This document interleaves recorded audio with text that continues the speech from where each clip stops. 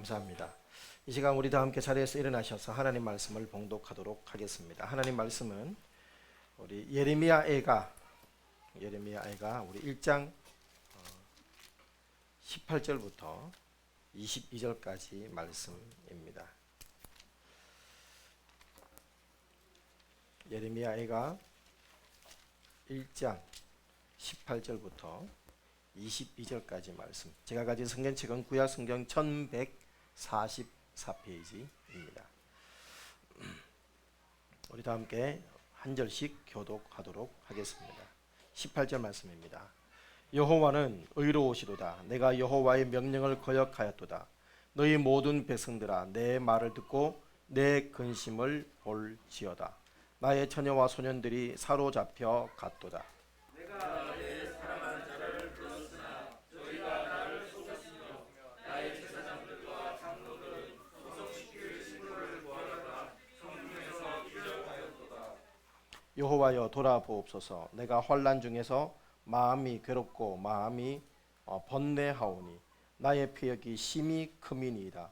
밖으로는 칼의 살육이 있고 집에는 사망 같은 것이 있나이다. 저희가 나의 탄식을 들었으나 나를 위로하는 자가 없고 나의 모든 원수가 나의 재앙을 들었으나 주께서 이렇게 행하심을 기뻐하나이다.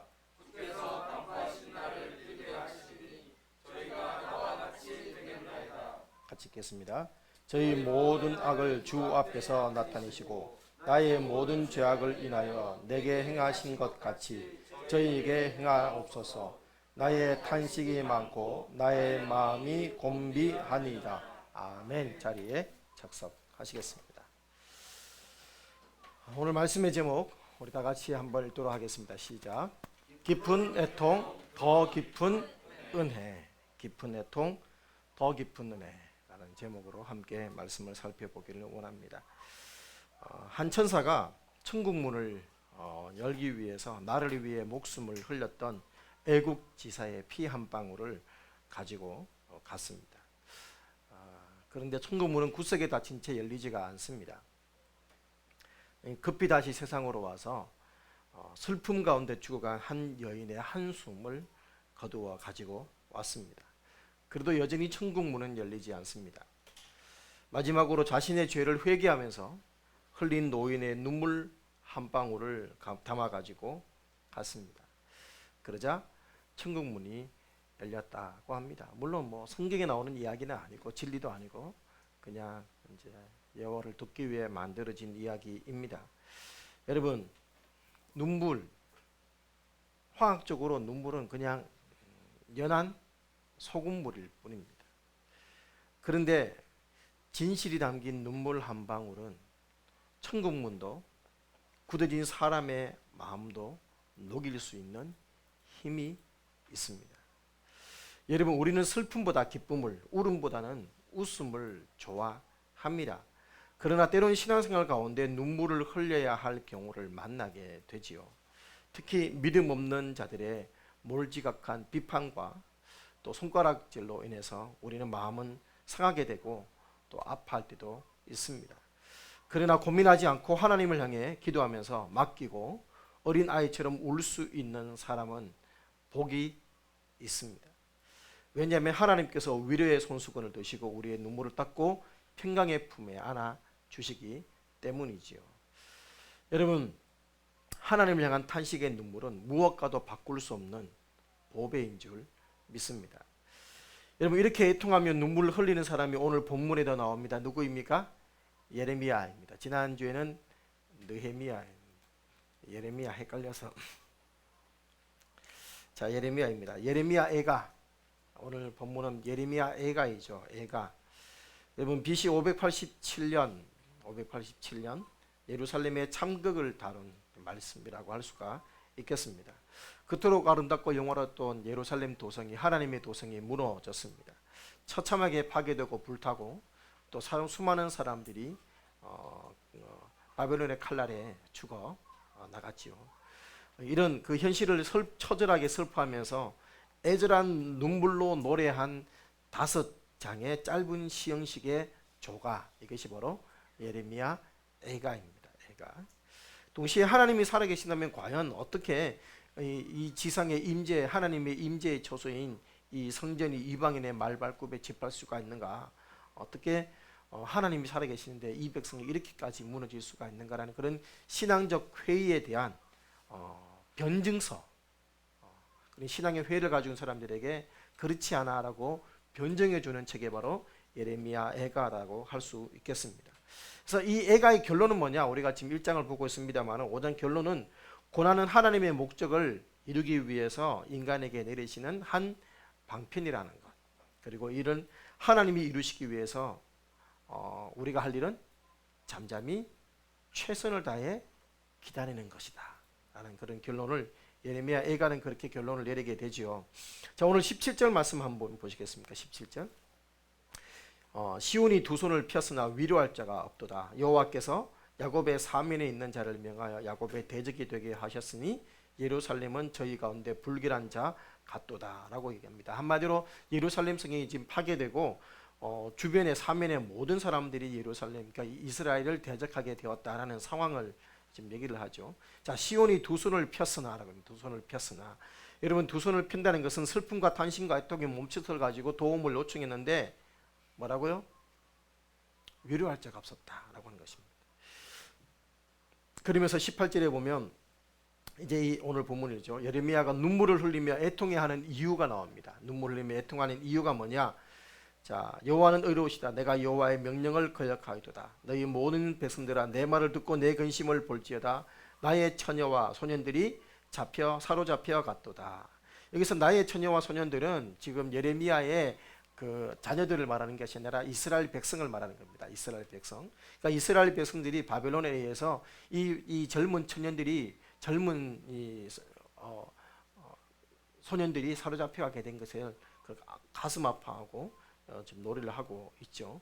19절에 말합니다. 내가 내 사랑하는 자를 불렀으나 저희가 나를 속였으며 나의 제사장들과 장로들은 소성시킬 식물을 구하다가 성중에서 기절하였다라고 말합니다. 사랑하는 자, 여기서 내가 내 사랑하는 자를 불렀다는 얘기는 의도적인 표현입니다.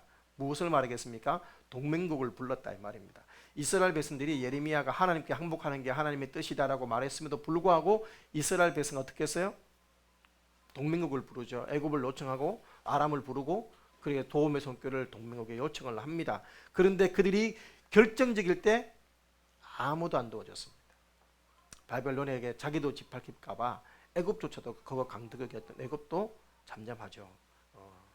그래서 저희가 나를 속였다라고 표현합니다. 그리고 나의 제사장과 장로들 누구겠습니까? 예레미야 그렇게 얘기를 했음에도 불구하고 하나님의 음성 듣기를 거절하고 순종하지 않았던 그런 지도자들을 말합니다. 이들이 먹을 양식이 없어서 식물을 구하기 위해 돌아다니는 장면입니다. 그래서 식물을 구하지만 어떻게 됐다? 그 먹을 양식을 구하지 못해서 성중에서 기절했다는 얘기는 쓰러졌다 이 말입니다. 힘이 없어서. 그래서 양식이 없어 죽어가고 있는 이 모습을 지금 노래하고 있는 것이 19절이죠.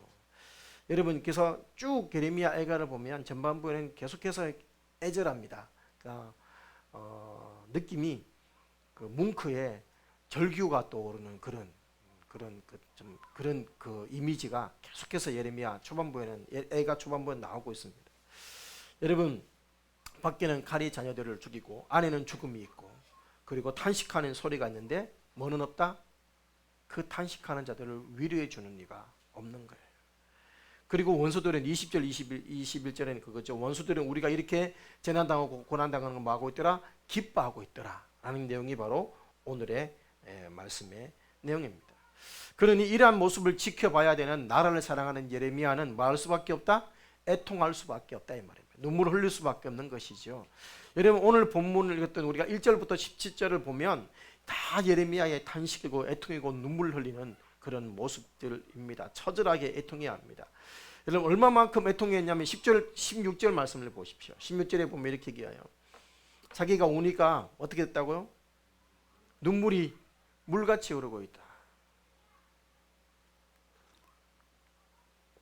어떻게 눈물이 물같이 흐르지? 근데 그러더라고요.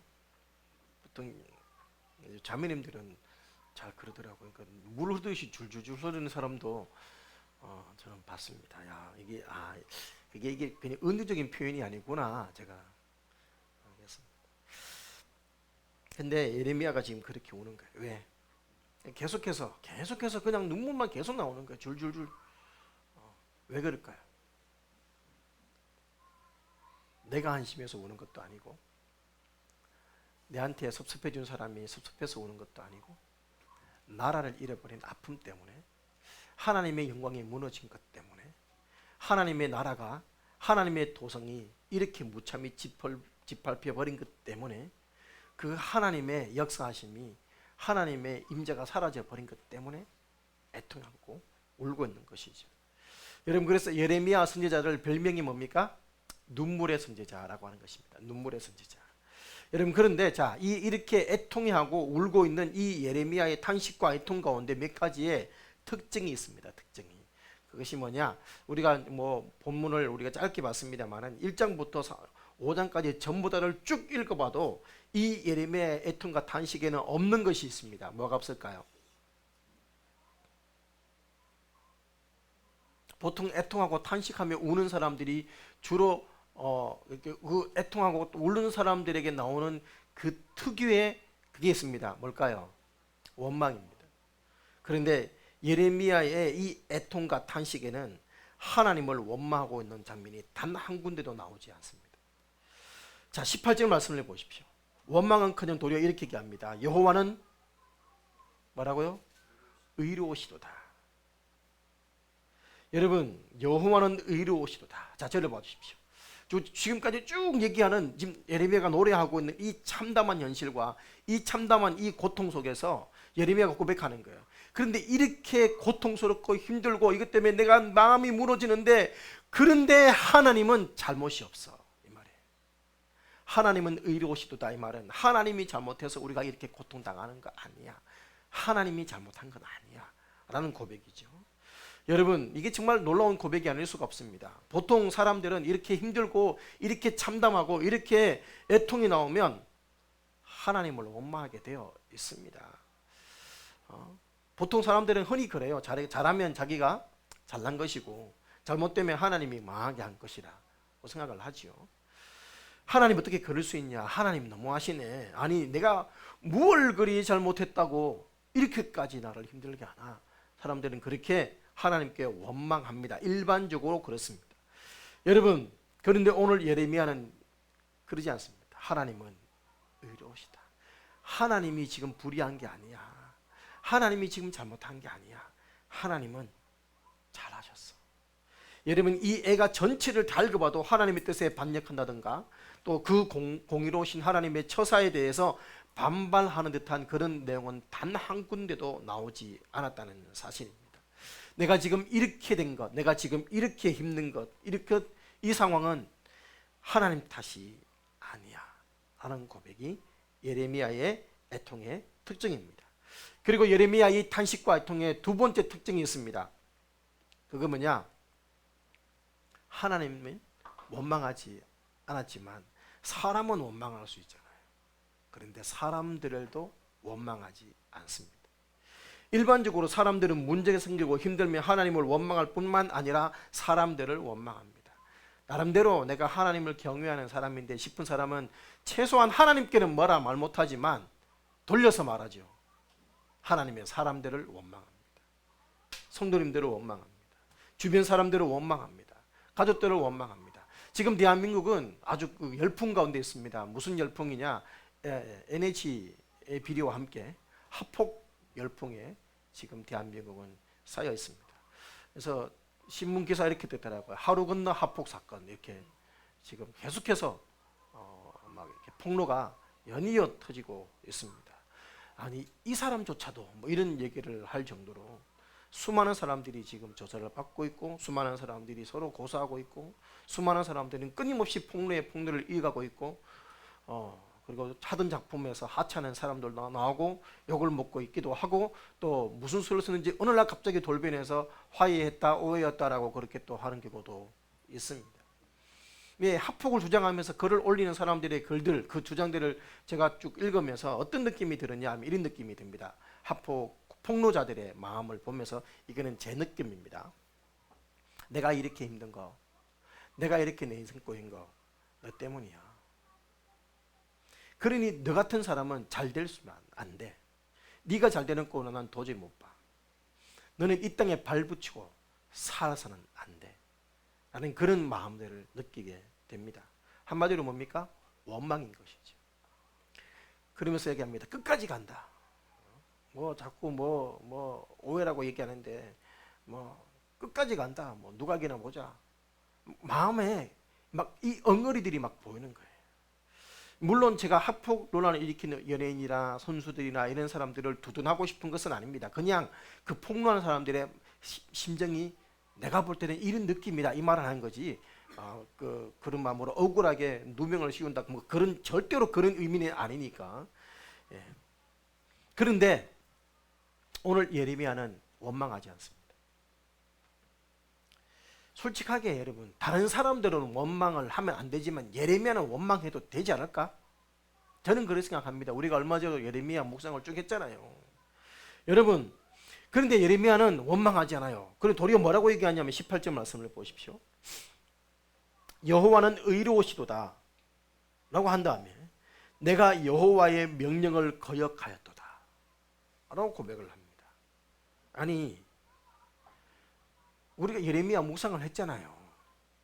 다른 사람은 몰라도 예레미야는 이렇게 말하면 안 돼. 내가 여호와의 명령을 예레미야가 거역한 게 뭐 있어요? 솔직하게. 예? 내 실수입니다. 내가 잘못했어요. 지금 이 말을 하는 거거든요.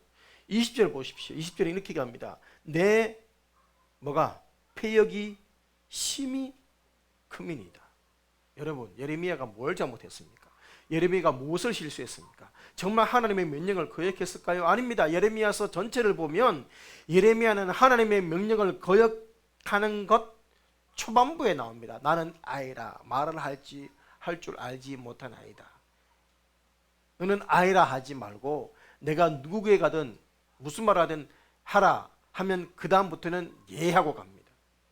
여러분, 철저하게 하나님 명령에 순종합니다. 하나님은 부르니 가고 말하라 하니 말합니다. 심지어 나중에 31장에 가면 허리띠에 띈 띠를 가지고 유브라데 강가의 바위 틈에 숨기라고 합니다. 그래서 숨기고 옵니다. 그런데 얼마 지나지 않아서 다시 또 가랍니다. 가니까 바위 틈에 숨겨놨던 배띠 3배는 잘 썩어요. 3배띠가 다 썩었어요. 여러분, 이걸 이제 행위 예언이라고 하죠. 행위의 예언. 여러분, 근데 문제는 이 예레미야가 있는 곳에서 유브라데 바위까지가 400km예요. 이거를 니네 이 썩은 뒤처럼 회복 안 돼. 이 한마디 하려고 400km 가서 숨기고 왔는데 또 400km 가서 또 가져오라는 거예요. 니 같으면 할래요? 너가 이 썩은 뒤처럼 회복 안 돼. 이 말 한마디 하려고. 그래도 군말 한마디 안 해요. 순종해요. 이게 예레미야란 말입니다. 이 땅에서 아내 취하지 마라. 독신으로 평생 살아요. 그 말 한마디에 오지병 사서 사람들 앞에 깨트리라. 깨트립니다. 목에 멍에 메고 다니라. 목에 멍에 메고 다닙니다. 나무로 된 멍에 부수니까 쇠로 만들어서 메고 다닙니다. 여러분, 시드기야 10년 멸망당하기 바로 직전입니다. 이제 나라가 곧 망해요. 아무도 투자 안 해요. 땅 투자하는 순간 망해요. 그런데 하나님이 땅을 살아내 삽니다. 왜? 70년 뒤에 회복되는 소망에 대해서 말씀하기 위해서. 여러분, 내 말을 두루마리에 기록하라. 기록합니다. 다 잘라가 버린데 또 기록하면 또 기록합니다. 아니, 왜 내가 헛짓해야 돼요? 한마디 하지 않습니다. 하라면 했어요. 전적으로 순종했어요. 여러분, 도리어 하나님 명령을 거역하고 불순종한 사람들은 누구였어요? 당시에 유대의 지도자였고 유다의 백성들이었지. 예레미야는 하나님 명령에 처음부터 끝까지 순종했어요. 항복해야 된다 해도 말 안 들었던 사람은 유다 지도자였고, 기도하라 해도 기도하지 않은 것은 왕이었고, 애굽을 의지하지 말라 해도 끝까지 애굽을 의지했던 사람들이 바로 그들이었어요. 그럼에도 불구하고 하나님 말씀을 전하는 예레미야는 하나님의 뜻을 알린다는 이유로 뺨을 때리고 돌을 던지고 구덩이에 던지고 감옥에 집어 넣습니다. 명령을 거역한 사람은 예레미야가 아니었죠. 그런데 오늘 본문의 예레미야는 단 한마디도 유다의 지도자들, 유다의 왕들, 유다의 백성들 원망하지 않습니다. 안타깝고 애통하고 탄식을 한 망정 원망하지 않습니다. 그들에 대해서는 아예 입에 올리지도 않아요. 여러분, 도리어 예레미야는 자기가 죄를 지은 양, 내가 죄를 지었다라고 고백을 합니다. 내가 여호와의 명령을 거역했다고 고백합니다. 나의 패역이 심하다고 고백을 합니다. 내 잘못이라는 거예요. 하나님 잘못이 아니라 내 잘못이고 저들 잘못이 아니라 내 잘못이라고 예레미야는 지금 고백을 하고 있습니다. 19절부터 22절까지 계속해서 나온 것이 내가 다 내가 지은 죄고 내 잘못이다. 많은 사람들은 나 때문이 아니라 너 때문이라 얘기하고, 내가 그렇게 했기 때문이라 네가 그렇게 하니까 내가 했다고 말을 합니다. 남보다 나를 먼저 정직하게 돌아보고 남의 눈에 티보다 내 눈에 들보를 먼저 볼 수 있어야 하겠습니다. 그러면서 이 예레미야의 탄식과 애통에 특이한 점이 하나 있는데, 그것이 뭐냐? 애통하며 탄식하며 뭐하고 있다? 중보기도하고 있습니다. 애통하며 탄식한 사람들은 주로 자기를 위해 기도하죠. 언제까지 내 이 고통스러운 것을 해결해 주지 않냐고 그렇게 하는데, 예레미야는 이 애통과 탄식하면서 중보기도합니다. 나라의 회복을 위해 기도합니다. 여러분, 여호와여 돌아보옵소서. 내가 환난 중에서 마음이 괴롭고 마음이 번민하오니 나의 피역이 심히 크니라. 밖으로는 칼의 설육이 있고. 여러분, 예레미야의 마음이 괴롭고 번민한 것은 내 인생이 힘들어서가 아니라 하나님 나라의 회복을 위해서 여러분 기도하고 있습니다. 여호와여 돌아보옵소서 기도하는 것이죠. 여러분, 솔직하게 지금 주석마다 조금 차이가 있는데, 지금 예레미야가 이 예레미야 애가를 어디서 썼을까? 예루살렘이 무너진 직후에 이제 이 바벨론에서 이제 왕이 세워지고 막 이럴 때, 그때 예루살렘에 무너진 예루살렘에서 이 예레미야 애가를 썼다라는 데도 있고, 여러분 얼마 지나지 않아서 이 예루살렘 이제 왕이 3개월 만에 죽고 쿠데타가 일어나고, 그리고 다 데리고 예레미야까지 포함해서 애굽으로 가버리죠. 그때 그 애굽에서 이 예레미야 애가를 썼다라고 말하는 사람도 있습니다. 그러니까 지금 사실 솔직하게 지금 예레미야 어쨌든 간에 이렇든 저렇든 간에 예레미야의 상황에 지금 예레미야가 이게 뭐 기도하고 중보하고 뭐 이럴 만큼 이렇게 마음이 이렇게 막 편한 상황은 아니라는 거예요. 지금 애굽에 끌려가는 상황에 여러분 자기의 의지와 상관없이 자기는 애굽에 가면 안 된다고 예언한 사람인데 너 따라와 그러고 끝으로 애굽까지 끌려가는 상황에, 여러분 그 상황에 소위 말해서 기도가 나오겠어요? 그럼에도 불구하고 예레미야는 원망하지 않고 기도합니다. 이게 뭐냐? 이렇게까지 나를 힘들게 하려고 고생시켰냐? 그렇게 원망하지 않습니다. 너희들 때문이라 왜 쓸데없이 나를 잡아오냐? 라고 원망하지 않습니다. 여러분, 기도해봤자 지금까지 뭐 제대로 된 게 뭐 있나? 라고 할 만한데, 더 이상 나 기도 안 한다 라고 할 만한데 예레미야는 그러지 않습니다. 기도합니다. 실망하지 않습니다. 도리어 기도합니다. 혼자 기도합니다. 눈물 흘리며 기도합니다. 아무도 응답해 주지 않고 위로해 주지 않는 이 광야 같은 곳에서 내 나라 내 민족을 용서해 달라고, 이 나라 인민족을 공격한 저 대적들을 하나님께서 물리쳐 달라고. 이게 이제 21절 22절 내용의 기도 내용이 한 말이 그 말입니다. 저희가 나와 같이 되겠다. 이 대적도 나처럼 애통하게 해달라고 그렇게 그런 기도를 하는 게, 한마디로 나라를 회복시켜 달라는 것이죠. 다시 한번 살려달라고 기도합니다. 자, 여러분, 이 예레미야의 기도가 응답받았을까요? 응답받지 않았을까요?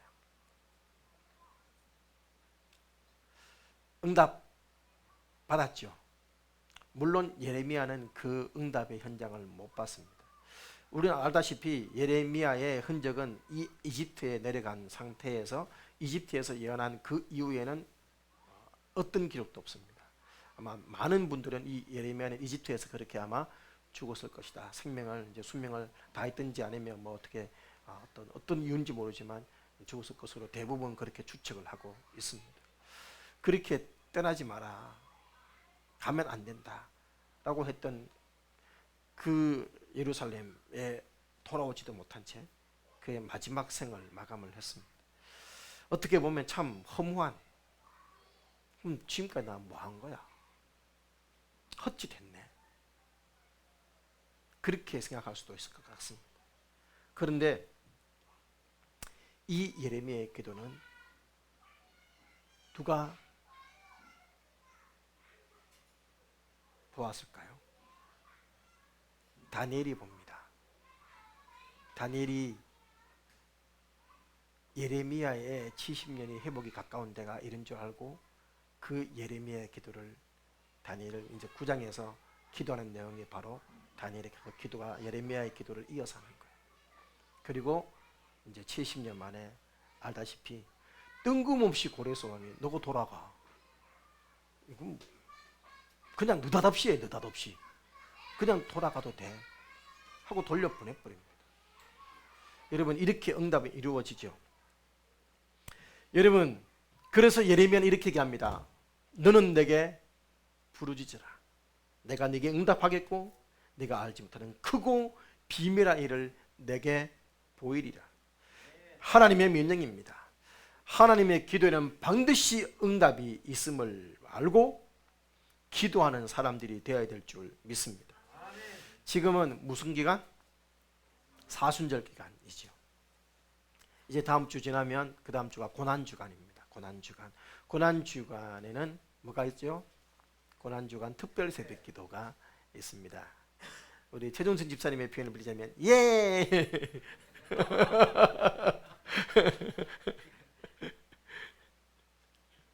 할렐루야. 고난주간에 예하면 안 되는데 특별 새벽 기도는 예 하시고 고난주간에는 주여 하시고 그러면 될 것 같습니다. 자, 고난주간을 2주 앞둔 오늘 하나님이 주시는 말씀 앞에서 우리 한번 돌아봤으면 좋겠습니다. 하나님을 원망하지 않는 사람, 사람들을 원망하지 않는 사람, 도리어 다 내 잘못이라 인정하고 하나님께 부르짖어 기도하는 사람, 그 사람이 누구다?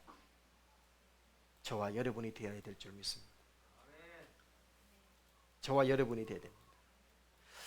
여러분, 이 고난주, 이 사순절 기간에 민족을 구원하고 교회를 구원하고 멀어진 하나님의 축복을 끌고 오는 사람이 되기 위해서 우리에게 필요한 것은 무엇일까요? 바로 이 애통의 마음입니다. 여러분, 지금 우리는 아주 중요한 시기를 살고 있습니다. 우리만 중요한 게 아니라 우리 교회도 중요하고 지금 이 나라 이미지도 중요하지요. 하나님의 은혜가 절대적으로 필요한 시기가 바로 지금이 아닐까 생각을 합니다. 이러한 때 우리는 흔들릴 때가 아닙니다. 이러한 때 우리는 낙심하고 있을 때가 아닙니다. 실망하고 있을 때가 아닙니다. 지금은 애통해야 할 때입니다.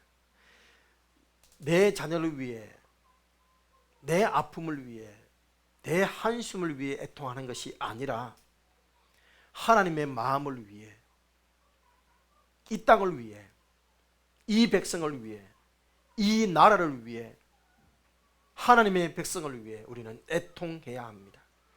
깊이 애통해야 합니다. 그럴 때 더 깊은 하나님의 은혜가 임하는 것입니다. 여러분, 이것이 바로 하나님 나라의 역설의 비밀이라고 하는 것입니다. 여러분, 하나님 말은 그렇습니다. 내가 죄인이에요 하는 자는 의인이 됩니다. 나 의인이야 하는 사람은 죄인이 되는 것입니다. 이것이 바로 역설의 법칙입니다. 성경의 법칙입니다. 사랑은 참으로 버리는 것입니다. 버리면 더 채워지는 것이 하나님의 원리입니다. 여러분, 우리가 하나님 앞에 자랑할 것이 무엇이 있습니까? 모든 것이 다 하나님의 것이기에 사실 우리는 자랑할 것이 단 하나도 없습니다. 주님이 아니고서는 우리는 도저히 의로울 수 없는 존재입니다. 주님이 아니면 우리는 소망을 발견할 수 없는 처절하게 파손된 존재가 바로 저이고 여러분이지. 이렇게 자신이 하나님 앞에 마이너스이라는 걸 고백을 하고 진심으로 자신의 죄를 보며 애통하는 자에게 하나님은 마태복음 8장에서 마태복음 5장에서 팔복의 은혜, 위로의 은혜를 주겠다라고 하십니다. 여러분 스가랴 12장 10절에 보면 이 애통에 대해서 이렇게 말합니다. 그들이 그 찌른 바 그를 바라보고 그를 위하여 애통하기를, 독자를 위하여 애통하는 듯 하며 그를 위해 통곡하기를 장자를 위하여 통곡하듯 하리로다. 여러분 그 찌른 바 그를 바라보고, 그러니까 예수님의 십자가를 바라보고 예수님의 그 고통을 바라보고 그 예수님의 그 나를 향해 흘리신 그 사랑 앞에, 바로 내 죄악의 그 현실 앞에 애통하는 자들, 그 애통이 여러분 내 장자가 고통당하는 그 아픔 때문에 통곡하는 것처럼 그런 마음으로 애통하는 것이에요. 자신의 죄를 위해서. 왜 주님이 그 고통을 당하셨어요? 내 죄 때문이라 이 말입니다. 여러분 이것이 바로 주님께서 말씀하신 근원적이고 중요한 애통입니다. 십자가로 가까이 가면 갈수록 그동안 내가 얼마나 주님을 짓밟고 주님을 처절하게 가슴 아프게 심장을 갈라 놓았는지를 깨닫게 되는 것입니다. 그래서 내 죄가 주님의 심장을 갈라 놓았구나 깨닫고 내 죄 때문에 애통하고 울 때 또 다른 애통이 찾아옵니다. 그 애통은 뭘까요? 하나님께로부터 주어지는 용서의 애통입니다. 나를 향한 주님의 그 사랑 때문에 또 다른 통곡이 나오는 거예요. 여러분 이것이 바로 진정한 눈물인 것이죠. 그래서 주님 말씀하십니다. 애통하는 자는 복이 있나니 자기가 위로를 받을 것이며. 이상해요. 내가 잘못했군요. 나 때문에 이렇게 고통당하셨군요 하고 내가 죄인임을 회개하는데 하나님의 위로가 임해요. 그 눈물 끝에 하늘의 평화가 임하는 거예요. 세상 어디에도 평안이 없고 세상 어디에도 안식이 없는데 애통하며 내 죄를 고통스러워하고 회개하며 울었더니 하늘의 평화가 임하는 거예요. 여러분 죄로 인한 애통이 아니라 하나님의 용서와 사랑을 발견하고 그 사랑에 감격해서 흘리는 눈물. 주님은 이렇게 애통한 자에게 위로를 주겠다고 하십니다. 시편을 보면 하나님이 구하는 제사는 어떤 거라고요? 하나님이 원하는 제사, 상한 심령이라. 상한 심령. 네가 감히 나를 이렇게 힘들게 이렇게 상한 심령 말고 하나님 때문에, 하나님의 그 사랑 때문에, 내 죄 때문에 애통해하는 심령. 상하고 통해하는 마음을 멸시치 아니하시고 마음이 상한 자를 가까이 하시고 중심에 통해하는 자를 구원하신다 라고 하셨습니다.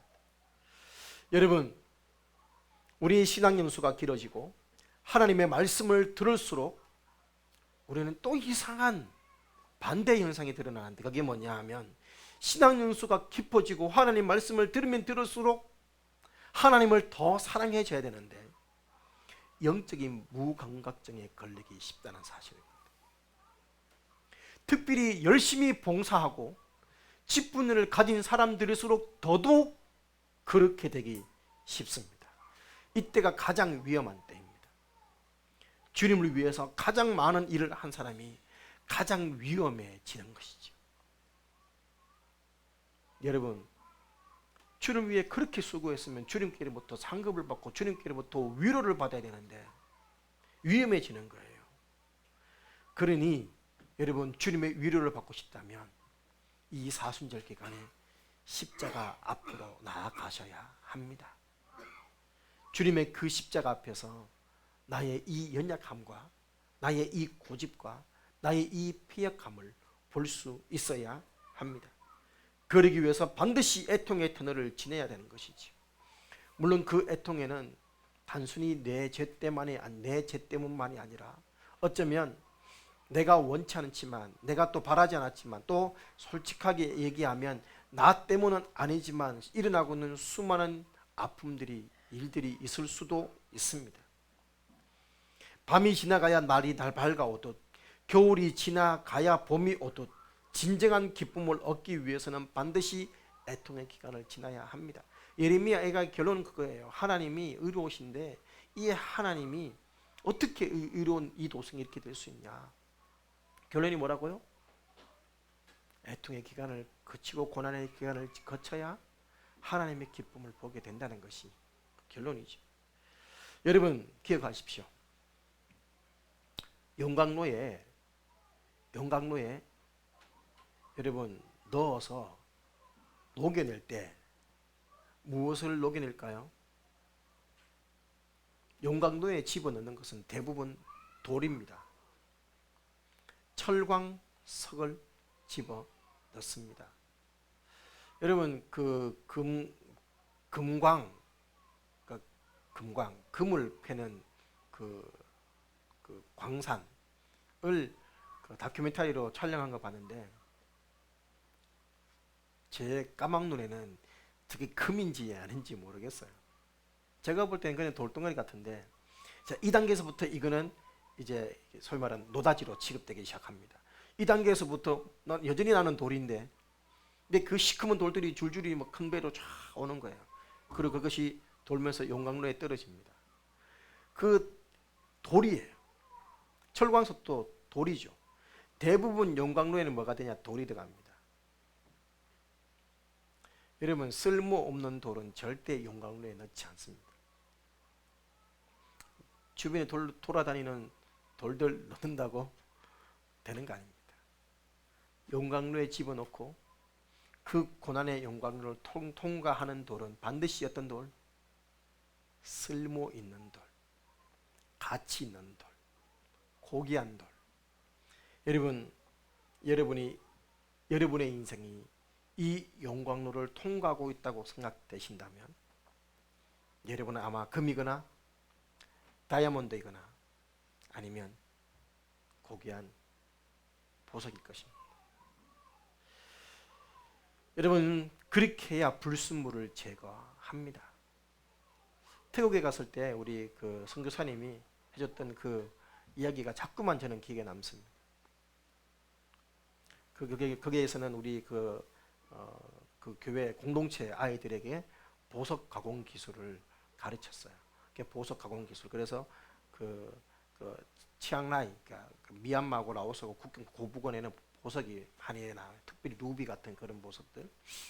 그래서 그런 보석들을 사실 보석 원석은 불순물이 많습니다. 돌들이 많이 붙어 있단 말입니다. 그래서 보석은 원석은 반드시 뭐 할까요? 버닝합니다. 버닝. 반드시 불을 태워서 이 불순물을 제거를 해야 돼요. 이게 버닝 작업을 거쳐야 됩니다. 그러니까 우리 인생도 이 버닝 작업을 거친다는 거죠. 고난의 용광로를 통과해야 불순물이 제거되고 깨끗한 쓸모 있는 보석이 나옵니다. 이게 버닝 다음에 뭐 할까요? 버닝 다음에 커팅을 합니다. 커팅. 이때 너무 고통스러워요. 왜 내가 깎아야 될까? 여러분 나를 깎는 작업이 뭘까요? 바로 칼날이죠. 망치와 칼입니다. 이 칼이 뭘까요? 내 자식이기도 하고 내 부모이기도 하고 내 성도이기도 합니다. 그러나 그 깎여 나가야 진가를 발휘하는 거예요. 그렇게 커팅되고 난 다음에 다듬어지고 나면 뭐 할까요? 세팅을 합니다. 세팅. 보석에 반지와 세팅하든 또 주변에 다른 보석을 받든 이 세팅이 뭐냐? 공동체입니다. 그래야 보석은 완성이 되는 것입니다. 그냥 다이아몬드 한 개만 딸랑 가지고 물론 그것도 가치는 있죠. 그래서 세팅되면 그 가치는 10배, 100배가 되는 거예요. 특별히 어떤 디자이너가 디자인에 따라서 그 값어치는 더 달라지게 되는 것이지. 여러분 원석 자체로도 가치가 있습니다. 그러나 버닝과 용광로를 통과하고 커팅하고 세팅되고 나면 진짜 완벽한 작품이 나오죠. 여러분 우리는 이런 지금 용광로를 통과하고 커팅인 기간들을 거쳐 나가고 있을런지 모르겠습니다. 나를 세팅하며 그 자리에 두게 하실지도 모르겠습니다. 나는 이 자리에 있고 싶지 않은데, 나는 별로 여기보단 저기가 더 좋을 것 같은데, 근데 굳이 하나님이 나를 여기에 세팅하십니다. 왜? 그래야 내가 가장 빛나기 때문인 것이죠. 여러분, 우리 하나님께서 고통을 주시는 은혜를 오해해서는 안 됩니다. 현실 속에서 우리의 육체와 환경에 어떤 가시를 주실 때 우리는 그 속에서 은혜를 배우고 깨달아야 되는 것입니다. 그런 역경과 고통을 겪어보지 않는다면 예수님께서 우리를 사랑하시고 용서하신 고통을 우리는 결코 이해할 수 없는 것이죠. 그래서 애통하는 자는 복이 나니 저희가 위로를 받을 것이요. 결국 위로받게 되는 줄 믿습니다. 여러분, 그분의 고난과 죽음이 아니었다면 아무도 그 놀라운 사랑을 경험할 수 없다는 사실을 깨닫고 애통하는 마음을 통해 더 깊은 은혜를 배우고 체험하는 열린문의 식구들이 되시기 바랍니다. 하나님은 지금도 한 사람을 찾습니다. 어떤 사람? 이 땅을 위하여 성에 무너진 데를, 성을 쌓으며 성 무너진 데를 막아서서 나로 하여금 멸하지 못하게 할 한 사람을 찾고 계십니다. 애통하며 눈물 흘리는 그 한 사람을 찾고 계십니다. 나라를 위해 눈물 흘릴 그 애통하는 한 사람을 찾고 계시고 내 죄 때문에 애통해야 하는 그 한 사람을 찾고 계십니다.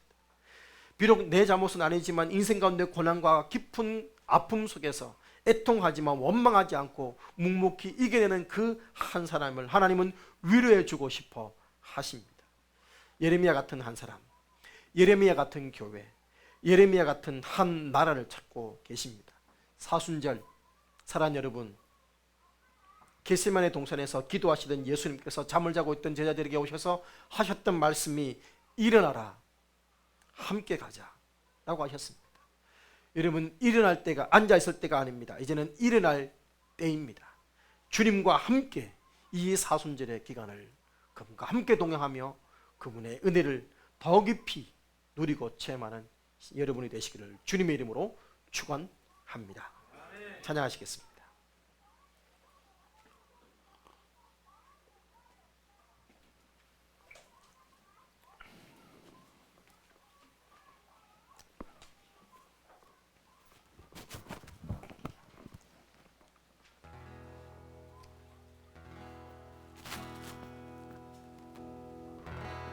마음이 상한 자를 고치시는 주님, 하늘의 아버지 날 주관하소서. 주의 길로 인도하사 자유케 하소서. 새 일을 행하사 분케 하소서. 의에 줄이고 목이 마르니 성령의 기름 부소서. 의에 줄이고 목이 마르니 내 잔을 채워 주소서. 성령으로 채우사 주 보게 하소서. 주의 임재 속에 은혜 알게 하소서. 주 뜻대로 살아가리 세상 끝날까지. 나를 잊으시고 새날 열어주소서. 의에 줄이고 목이 마르니 성령의 기름 부소서. 의에 줄이고 목이 마르니 내 잔을 채워 주소서. 의에 줄이고 의에 줄이고 목이 마르니 성령의 기름 부소서. 예수이고 목이 마르니 내 잔을 채워 주소서.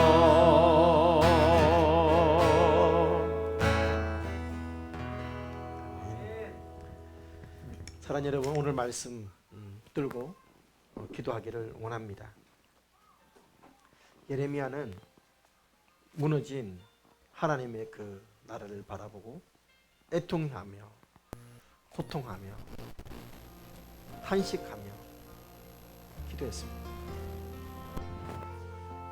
자신을 위해서가 아니라, 자신의 처지 때문이 아니라 하나님을 위해서였습니다. 하나님의 영광을 위해서였습니다. 하나님의 백성들의 그 현실이 너무 처절하고 고통스러워서, 사실 그것은 백성들의 죄 때문이었습니다. 어찌 보면 하나님의 입장에서는 당해야 될 죄일 수도 대가일 수도 있습니다. 그러나 예레미야는 애통해야 합니다. 받아야 될 죄값을 받는데 뭐가 아니라 그 죄 가운데 하나님의 심판에 놓여있는 그들의 모습이 너무 아파서 애통해야 합니다. 그리고 기도합니다. 하나님을 원망하지도 않고 사람들을 원망하지도 않고 내 패역이 크고 내가 불순종했습니다 라고 기도합니다. 느헤미야도 그랬죠. 페르시아에 있으면서 왕의 술관원장에 있을 때 느헤미야도 백성 조국의 소식을 들었습니다. 성문이 불타고 성이 무너지고 백성들이 대적들을 위해서 죽임을 당하고 고통당한다는 소식을 듣고 예레미야는 자기 죄로 고통스러워하고 회개하고 기도했습니다. 여러분, 이것이 중보자들의 마음입니다. 하나님 앞에 이 사순절 기간에 우리가 애통해야 될, 우리가 흘려야 될 눈물이 어떤 눈물인지 다시 한번 돌아보시기 바랍니다. 내 처지 때문에, 내 상황 때문만이 아니라 여러분, 하나님을 위해서 주님의 십자가를 묵상하며 애통할 수 있기를 소원합니다. 내 죄 때문에 고통당하시, 고난당하지 않아도 될 주님께서 당해야 됐던, 흘려야 됐던 그 십자가의 보혈과 그 고통과 고난을 바라보면서 내 죄 때문에 애통해야 하고 눈물 흘릴 수 있는 마음들이 회복되게 달라고 기도했으면 좋겠습니다. 그렇게 깊은 애통에 더 깊은 하나님의 은혜가 임할 수 있는 이 사순절의 기간들 되게 달라고 오늘 말씀을 붙들고 우리 아버지 앞에 기도하도록 하겠습니다. 기도하시겠습니다. 살아계신 아버지, 감사합니다. 하나님의 은혜 앞에 나아가 하나님 도우심과 아버지 인재와 은혜 없이는 될 수 없음을 시간 고백합니다. 사순절 기간에 아버지 다시 한번 우리의 모습을 돌아봅니다. 우리가 십자가 앞으로 똑같이 나가게 도와주십시오. 아버지 하나님, 주님의 그 십자가에 감사하며 감격하며 눈물 흘리며 그렇게 찬양이 좋았던 그 시간들이 있습니다. 어느덧 세월이 흘러 교회 직분들을 맡고 많은 일들을 감당하면서 영적인 무거움과 계획을 내어서 아버지 하나님, 사순절이 되어도 고난주간이 되어도 부활절이 되어도 아버지 똑같은 정교적 행사에 거치고 있는 우리들의 안일한 모습들은 아닌지 모르겠습니다. 주님 도와주십시오. 아버지 앞에서 애통하며 아버지 앞에서 눈물을 흘리며 아버지 앞에서 내 모습을 돌아보며 아버지 내 앞에 나의 진면할 수 있도록 도와주십시오. 아버지 원망치 않고 하나님 원망치 않고 내 현실 앞에 나의 낙과 나의 불순종의 그 앞에 진면하게 도와주시고 아버지 앞에 애통하며 아버지 눈물을 흘리며 아버지 하나님의 위로와 하나님의 회복과 하나님의 더 깊은 은혜를 경험하도록 도와주시고 역사해 주시옵소서. 아버지, 이 가는 끝에 아버지 나를 증명같이 나오게 하신 하나님의 섭리와 손길이 어디 있는지 볼 수 있도록 도와주시고 역사해 주시옵소서. 아버지, 나는 알지 못합니다. 아버지, 이 끝이 어딘지 알지 못합니다. 이 결론이 무엇인지 알지 못합니다. 그러나 하나님께서 아시는 줄 믿습니다. 하나님의 일하심 앞에 아버지 내 모든 것을 내어드리게 도와주시옵소서. 하나님의 심 앞에 역사하심 앞에 아버지 우리가 마음을 내어드리게 도와주시옵소서. 아버지 하나님 앞에 진정 내가 내 아버지의 통이 아버지 어떤 마음인지 무엇을 위해 내가 애통했던 것인지 돌아보게 도와주시옵소서. 아버지 하나님, 그래야 아버지 하나님 다시금 주님의 십자가의 사랑을 회복시켜 주시옵소서. 아버지 주저앉아 있지 않으시고 일어나 함께 가자 말씀하시는 하나님의 음성 앞에 자고 있던 영혼을 깨어나게 도와주시고 아버지가 있을 자리에 아버지 설 수 있도록 도와주셔서 주님의 사명을 감당하며 주님을 같이 아버지 도와주시고 은혜 부어주시옵소서. 아버지 감사를 드립니다. 살아계신 아버지 하나님, 이 사순절 경간에 다시 한번 주님의 십자가 앞으로 더 가까이 나가며 나의 이 연약함 앞에 애통하며 눈물 흘리며 주님의 더 깊은 은혜 앞에 나가도록 도와주시옵소서. 예수님의 이름으로 기도합니다. 아멘.